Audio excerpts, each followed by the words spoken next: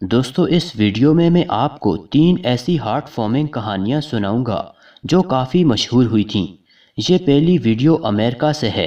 ایک عورت اپنے 2 بچوں کے ساتھ ایک جیولری شاپ میں داخل ہوتی ہے۔ اس شاپ میں کام کرنے والا یہ لڑکا 2 سال پہلے سیریا سے امریکہ آیا تھا۔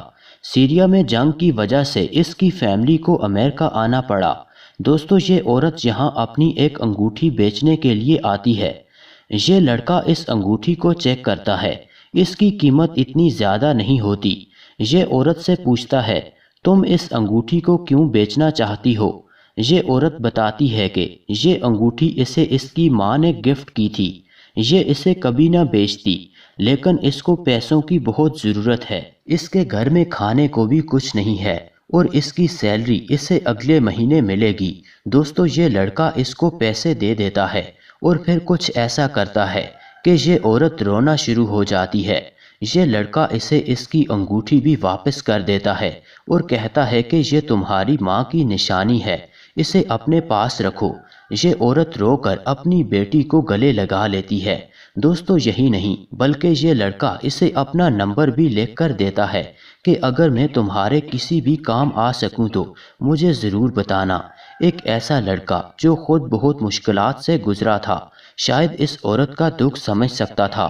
اس لڑکے نے اپنا چہرہ تک دکھانے سے انکار کر دیا تھا کہ میں مشہور ہونا نہیں چاہتا۔ دوستو کلر بلائنڈ لوگ وہ ہوتے ہیں جو رنگوں کو پہچان نہیں سکتے۔ یہ رنگوں کو اس طرح نہیں دیکھ سکتے جیسے کوئی عام انسان دیکھتا ہے۔ جیسا کہ ہمارے لیے یہ گرین کلر ہے، لیکن کلر بلائنڈ لوگ اس گرین کلر کو ایسے دیکھتے ہیں۔ یہاں کھڑا ریڈ شرٹ میں انسان بھی گرین شرٹ میں نظر آ رہا ہے۔ کچھ کلر بلائنڈ لوگ ایسے بھی ہوتے ہیں جن کو ہر چیز سفید اور کالی نظر آتی ہے۔ اس لڑکے کا نام فرانسس ہے۔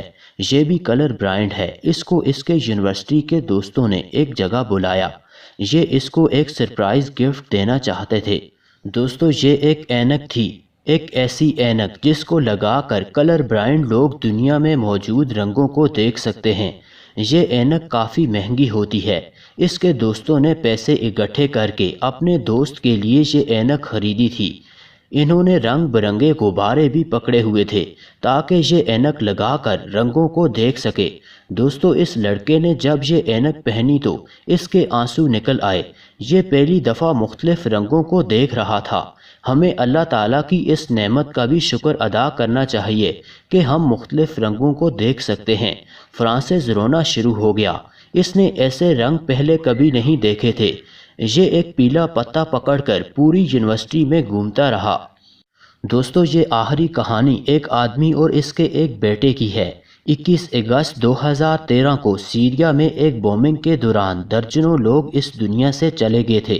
اس آدمی کو لگا کہ اس کا 2 سالہ بیٹا بھی اسی بومنگ میں مارا گیا ہے، لیکن ایسا نہیں تھا۔ دوستو 7 دن کے بعد اس کو اچانک پتہ چلا کہ اس کا بیٹا دراصل زندہ ہے، اور پھر یہ ویڈیو سامنے آئی جب یہ اپنے بیٹے سے ملا۔ اس کو یہ مرا ہوا سمجھ رہا تھا۔ آپ یہ ہارٹ فارمنگ ویڈیو دیکھیں۔